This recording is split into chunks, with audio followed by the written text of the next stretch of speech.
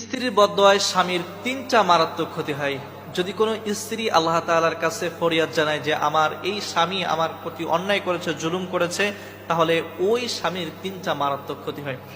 অনেক স্বামী রয়েছে দেখবেন তাদের স্ত্রীর প্রতি জুলুম করে, বিনা কারণে তাদেরকে মারধর করে, তাদের ভরণ পোষণ দিতে চায় না, অনেক নানাবিধ কারণে তাদের উপরে অত্যাচার করতে থাকে। আর ওই স্ত্রী যদি আল্লাহ তাআলার কাছে ফরিয়াদ জানায়, আপনার তিনটা মারাত্মক ক্ষতি হবে। কয়টা বললাম? তিনটা।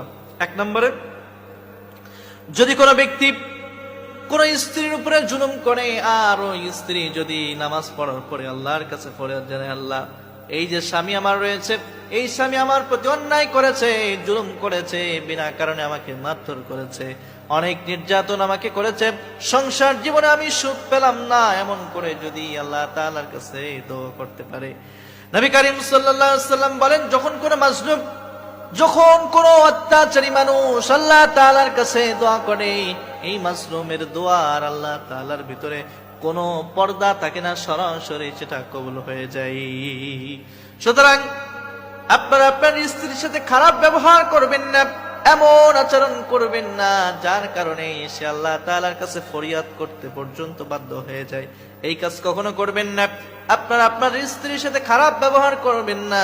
যদি খারাপ ব্যবহার করেন, এক নম্বরে না জানা অনেক ক্ষতি, অনেক বিপদের ভিতরে আমি সম্মুখীন হবেন। দুই নম্বরে, আপনার ব্যবসার ভিতরে বরকত কমে যাবে। একটা সময় দেখতেন আপনার ব্যবসার ভিতরে অনেক আয় উন্নতি হতো, আপনার ব্যবসা ঠিকই চলতেছে, কিন্তু এই ব্যবসার ভিতর থেকে আল্লাহ তাআলা বরকত উঠিয়ে নিয়েছে, বরকত উঠিয়ে নিয়েছে আল্লাহ তাআলা। ব্যবসা এখন আর ভালো চলে না। একটা সময় খুব ভালো চলতো ব্যবসাগুলা, কিন্তু ব্যবসার বরকত না থাকার কারণে ব্যবসা আর ভালো চলে না। তাহলে তিন নম্বর এবং সর্বশেষ, দেখবেন যে হঠাৎ হঠাৎ বিপদের ভিতরে আপনি পতিত হচ্ছেন, যে বিপদে পড়ার আপনার কোনো কথা ছিল না, বা যে বিপদ আপনার জন্য না, বা যে রোগ আপনার জন্য, এরকম রোগ বিপদের ভিতরে আপনি হঠাৎ করে পড়ে যাচ্ছেন। এই তিনটা মারাত্মক আপনার ক্ষতি হবে। এক নম্বরে কি বললাম? আপনি না জানা অনেক ক্ষতির সম্মুখীন হবেন যদি আল্লাহ তাআলার কাছে আপনার স্ত্রী দোয়া করে। এই দুই নম্বর, আপনার ব্যবসার ভিতরে বরকত নষ্ট হয়ে যাবে, আপনার ব্যবসা বাণিজ্যের ভিতরে, আয় রোজগারের ভিতরে বরকত থাকবে না। তিন নম্বর এবং সর্বশেষ, হঠাৎ হঠাৎ বিপদের ভিতরে আপনি পতিত হবেন, যে বিপদের কোনো মাথা মুন্ড থাকবে না, যে বিপদ আপনি চিন্তা করবেন না এখানে বিপদ হয়ে গেছে। এখন এই বিষয় থেকে আপনার বাঁচার করণীয় কি? এবার আসুন, বাঁচতে হবে কিভাবে।